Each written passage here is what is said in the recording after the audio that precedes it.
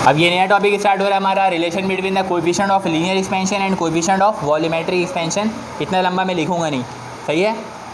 तो ये रिलेशन जो है आपसे सिंपल ये समझ लीजिए कि शो दैट, साबित कीजिए, क्या कर दीजिए, साबित कि भाई बीटा जो है वो बराबर होता है 3, यही कहलाता है relation between the coefficient of volumetric expansion यानी कि beta and relation coefficient of linear expansion. तो beta is 3 times massive as compared to the alpha.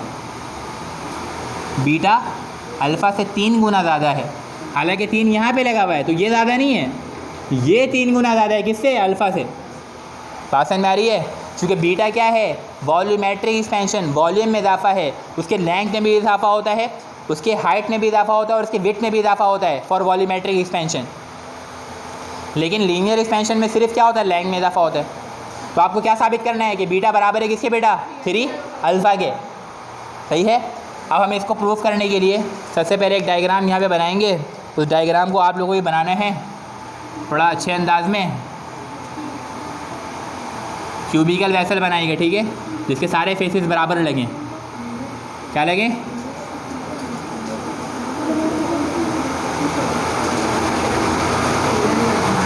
ठीक है। ये हमारे पास एक क्यूबिकल वेसल है, इसकी जो लेंथ है वही इसकी विड्थ है और वही इसकी हाइट है, इसीलिए इसको क्यूब बोलते हैं। क्या बोलते हैं। और एक और इसी तरीके से बना देते हैं, थोड़ा सा इससे बड़ा,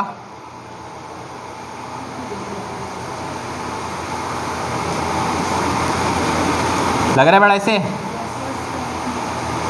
नहीं लग रहा तो बताइए, सही है। तो ये बेटा जिस कंडीशन में रखा हुआ था ना, at the initial temperature T, उस टाइम इसका वॉल्यूम क्या था, V। उस टाइम इसका वॉल्यूम क्या था, V। और वॉल्यूम का जनरल फार्मूला क्या होता है, length multiply by width multiply by height, ये होता है। बात को गौर से सुनना है और समझना है। भूख बहुत ज़ोर से लग रही है मेरे को, और आपको पता खाली पेट में ज़्यादा बोला नहीं जाता है, इसीलिए आप लोग बीच में, वरना फिर कुछ खाने के मंगवा लेंगे आप लोग से, सही है ना। V इक्वल टू क्या है, length multiply by width multiply by, यही फार्मूला होता है, बचपन से पढ़ते आ रहे हैं। तो ये जो हमारे पास क्यूबिकल वेसल है एट सम इनिशियल टेम्परेचर पे रखा है, वो टेम्परेचर क्या है, T। जब टेम्परेचर T था तो उस सिस्टम का वॉल्यूम क्या था, कैपिटल V। फिर हमने क्या किया, इस सिस्टम को या इस सिस्टम का टेम्परेचर हमने इंक्रीज़ करवाया, तो टेम्परेचर इंक्रीज़ होके क्या हो गया बेटा, T बार, और साथ साथ इसका वॉल्यूम इंक्रीज़ होके क्या हो गया, V बार। जब वॉल्यूम इंक्रीज़ होगा, लेट सपोज ये लेंथ, ये विड्थ और ये पहले क्या थी, हाइट, जब हम टेम्परेचर चेंज करेंगे तो वॉल्यूम भी क्या होगा, चेंज। वॉल्यूम किस पर डिपेंड करता है, टेम्परेचर के ऊपर। The greater the temperature the greater will be the volume. तो जब ये वॉल्यूम इंक्रीज होगा, इसका मतलब लेंथ L से चेंज होकर क्या हो जाएगा, L बार, और विड्थ चेंज होकर क्या हो जाएगा, W बार, और ये हाइट चेंज होकर क्या हो जाएगा, ये सारी चीज़ चेंज हो जाएंगी। टेम्परेचर चेंज होकर T बार हो गया है, वॉल्यूम V बार हो गया है, ठीक है। तो इस बात को जो हमने अभी तक समझा है डायग्राम से और इन चीज़ों को देखा है, इसी बात को हम इंग्लिश में लिख देंगे 7-8 लाइन के अंदर। तो वो लाइन क्या है, लिखना स्टार्ट करिएगा, कंसीडरेशन की हेडिंग आएगी।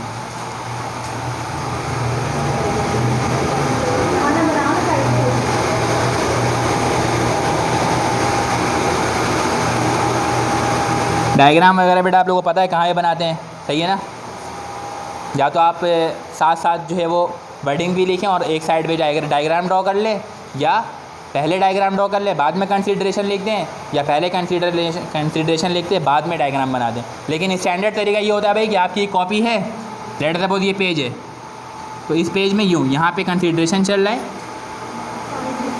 और यहाँ पे हटो बचो किस्म का डायग्राम आप ड्रॉ कर लें।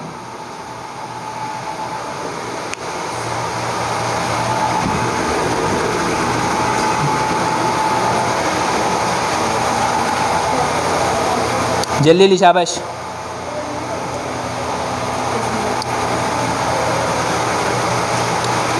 आप लोग ऐसा करें, पहले कंसीडरेशन लिखें, फिर एंड में ये सारा काम करिएगा। कंसीडरेशन गेटिंग लगा लिया, लिखिएगा consider a cubical vessel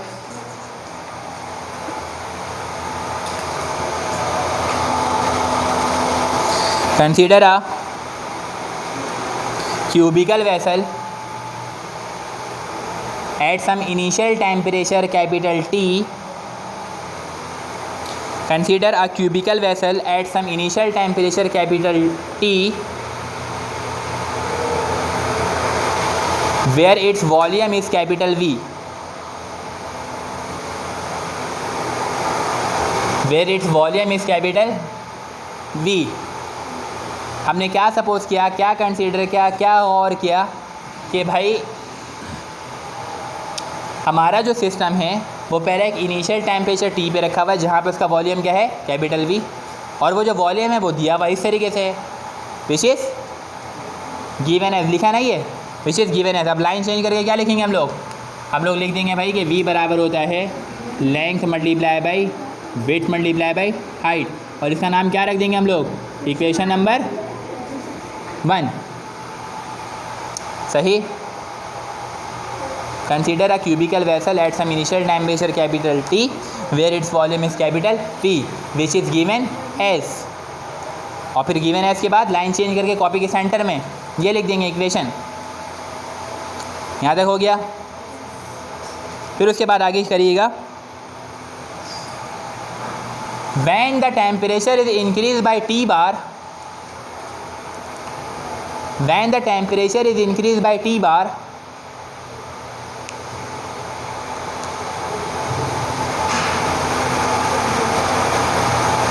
when the temperature is increased by T bar, then its volume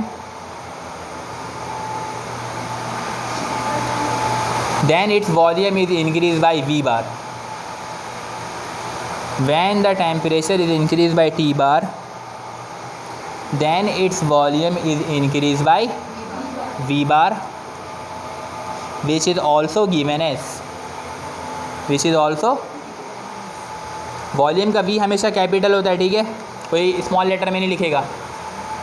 तो जो सेकंड वाला वॉल्यूम है वो V बार है, वो किसके बराबर होगा बेटा, L bar multiply by W bar multiply by H बार। चूँकि वॉल्यूम चेंज हुआ है तो उसका हर डायमेंशन क्या हो जाएगा, चेंज, लेंथ भी, विड्थ भी और हाइट भी। इसको हम क्या बोलेंगे, इक्वेशन नंबर बोलेंगे या नहीं। तो इक्वेशन आ गई। किसी को मसला यहाँ तक, आगे चलें मिथत, आगे चलें। अब सुनिए ज़रा आगे, हमने अभी पढ़ा कि भाई एज़ वी नो दैट, पत्ता पत्ता बूटा बूटा हाल हमारा जाने है कि एल बार जो है अभी हमने पढ़ा वो किसके बराबर होता है, एल 1 प्लस अल्फ़ा, यही पढ़ा ना। तो अगर एल बार ऐसा है तो डब्ल्यू बार कैसा होगा, ऐसे ही होना चाहिए, समझ में आइए। हाँ भाई। फिर उसके बाद एच बार किसके बराबर होगा, एच, ऐसे ही होना चाहिए ना, या नहीं होना चाहिए, सही है। सारी वैल्यू को यहाँ पुट कर सकते हैं इक्वेशन नंबर 2 में। तो अब क्या करेंगे, पुटिंग ऑल वैल्यूज़ कहाँ, इन इक्वेशन नंबर 2। तो जिस इक्वेशन पे काम करते हैं उसको इम्प्लाइज जेड के साथ लिखते हैं, इक्वेशन नंबर, ये इक्वेशन है। तो ये V bar is equal to L bar की जगह क्या आएगा बेटा, एल, फिर उसके बाद मल्टीप्लाई का साइन है तो लगा दीजिए, और डब्ल्यू बार है, डब्ल्यू बार इसके बराबर है। अब किसकी बारी है, एच बार, मल्टीप्लाई का साइन है, लगा दीजिए, एच बार, ये रहा H 1 plus H, H 1 plus alpha delta.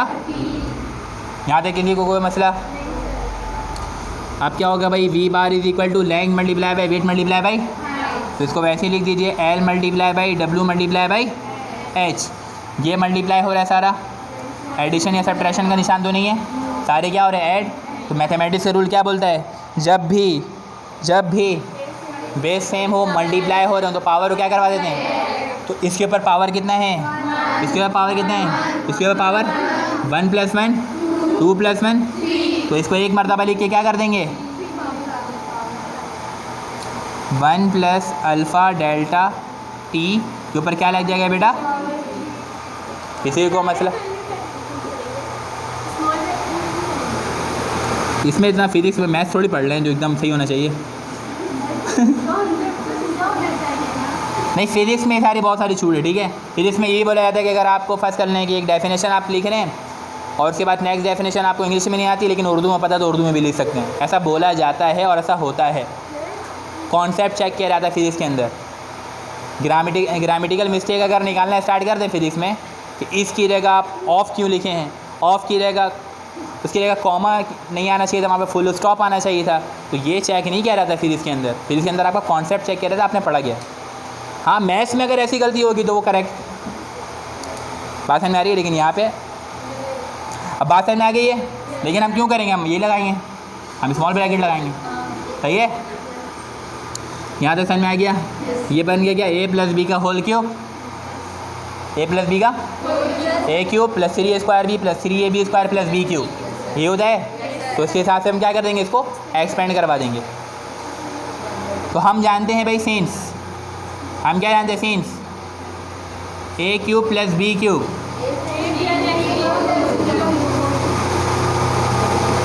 a³ 3a² 3a + b, सही है या नहीं सही है। अब इसको एक्सपेंड कर देंगे इसी के लिहाज से, तो ये v बार = L × W × H, L × W × H किसके बराबर है। तो इस पूरे के लिए क्या लिख सकते हैं, कोई मसला। अब उसके बाद हमारे पास क्या है, a + b का होल क्यूब, मतलब a³ + 3a² b + 3ab² + b³ से ही ओपन होगा, तो हम इसको लगा देंगे यहाँ पे, ठीक है। a³ + 3a² b + 3ab² + b, और ये क्या लग जाएगा, बात समझ में आ गई है या नहीं आई, किसी को मसला नहीं है। ये डायग्राम आप लोग बना चुके हैं, मिटा सकता हूँ मैं, ये दो इस तरीके का दो बनाना है, मिटा दूँ ना ये, मैं साइड में बना दूँ, वो मसला नहीं, इतना ज़्यादा हाईवी डायग्राम नहीं है। ऐसे एक क्यूब बनाना है, उसके बाद एक और एक उससे बड़ा बनाना है, मिटा दूँ।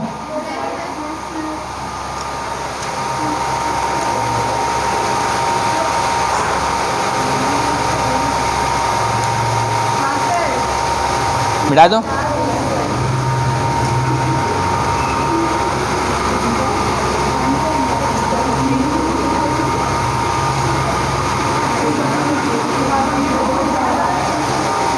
अब इसके बाद आगे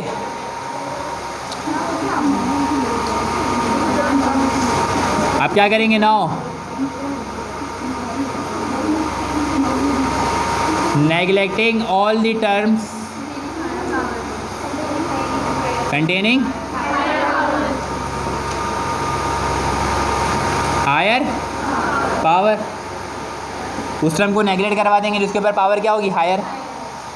सब बुक निकालें, पेज नंबर 5 निकालें, उसमें एक टेबल बनी हुई होगी और उसमें अल्फ़ा की वैल्यू चेक करें, हर के ऊपर माइनस की पावर लगी हुई है,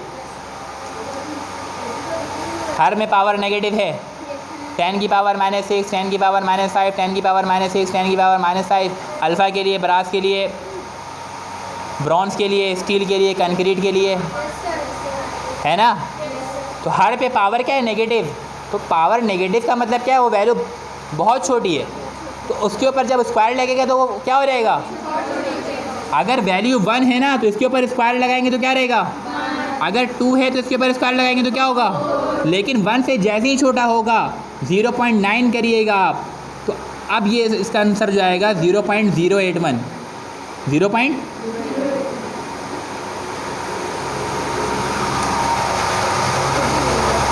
बात समझ में आ रही है? तो 0.9 अब वैल्यू क्या हो गई, छोटी हो गई। जैसे ही वैल्यू 1 से कम होती है, छोटी होती है, तो उसके ऊपर जब स्क्वायर लगेगा, हायर पावर लगेगा, स्क्वायर लगेगा, क्यूब लगेगा, पावर 4, 5, 6, 7 कुछ भी हम लगाएंगे तो उसकी वैल्यू मज़ीद क्या होती जाएगी। तो इसीलिए जितने भी हायर टर्म वाले जो हमारे पास वेरिएबल्स होंगे हम उनको क्या करवा देंगे, नेगलेक्ट। तो हम यहाँ पे इसको नेगलेक्ट करवाएंगे, neglecting all the terms containing higher power. ये लिख दिया यहाँ पे। तो अब यहाँ पर आ जाइए, V bar is equal to V, उसके बाद 1 का क्यूब तो 1 ही रहेगा, प्लस 3 अल्फ़ा डेल्टा टी वैसे ही रहेगा। फिर उसके बाद आगे आ रही है, यहाँ पे क्या लगा वो स्क्वायर, ये 0 हो जाएगा और ये 3 से मल्टीप्लाई करके क्या हो जाएगा 0। उसका मतलब आगे क्या आएगा, अब इसकी बारी प्लस इसके ऊपर भी क्या लगा हुआ क्यूब, ये भी क्या हो जाएगा बेटा, सही है। तो ये V bar is equal to V, अब उसके बाद 1 प्लस 3 अल्फ़ा डेल्टा, 0 को ऐड करने की ज़रूरत। तो अब ये V bar is equal to V बन रहा, उसके बाद प्लस 3 वी अल्फ़ा डेल्टा। अब ये वी बार है इज, ये वाला भी यहाँ पे ऐड हो रहा है, क्या हो जाएगा 3 V alpha V bar minus V. अभी हमने पढ़ा है कोफिशिएंट ऑफ वॉल्यूमेट्रिक एक्सपेंशन कि भाई वी बार माइनस वी जो है हमारा किसके बराबर होता है, और डेल्टा वी किसके बराबर होता है, बीटा वी। ऐसा होता है कि नहीं? तो इस वी बार माइनस वी की जगह मैं डायरेक्ट क्या लिख रहा हूँ, लिख सकते हैं ना, किसी को मसला। तो यहाँ पे क्या रहेगा, बीटा वी देयरफॉर करके, और यहाँ पे क्या बचेगा 3 वी अल्फ़ा डेल्टा, ये वाला वी और ये वाला वी, ये वाला डेल्टा टी और ये वाला डेल्टा टी। यहाँ पे क्या बचा बेटा, और यहाँ पे क्या बचा, hence it is proof that beta and alpha when are in relation then beta will be 3 times multiple as compare to the alpha. सही है। तो beta is equal to 3 alpha, और इसको यूँ भी बोल देते कि भाई आप ऐसा कर दीजिए कि हाँ अल्फ़ा जो है 1/3 बीटा प्रूफ करके दिखा दीजिए।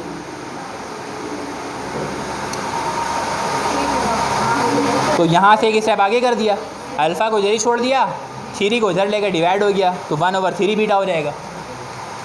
बात समझ में आ गई सबको, किसी को मसला नहीं है। तो बस आज के लिए इतना ही है, यहाँ से फिर हम कल कंटिन्यू करेंगे, और कल जहाँ तक मैंने आज पढ़ा है वहाँ तक सवाल उठ सकता है, याद रखिएगा।